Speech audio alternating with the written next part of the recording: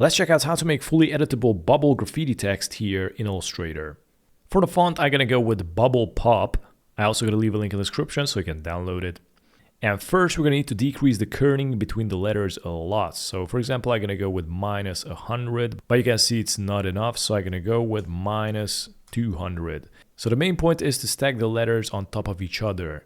And from here, let's go to the appearance. If you don't have it, you can go to the windows and select the appearance. And then let's go and select the type, click on it, go to effects, and let's go to the Pathfinder and select the trim.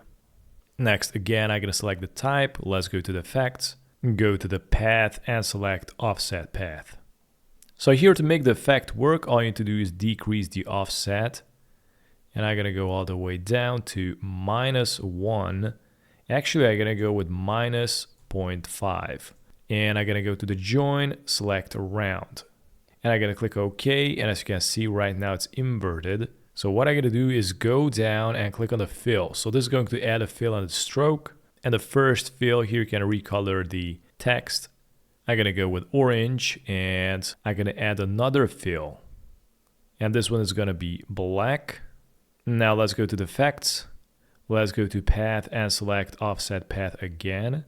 Now this is going to invert the offset path. I'm gonna decrease the offset. Probably gonna go with like 1. Join, select around, click OK. We're also gonna need to add some extrusion. Let's go to the effects, distort and transform, select transform. And then here I'm gonna increase the copies, for example, on 10.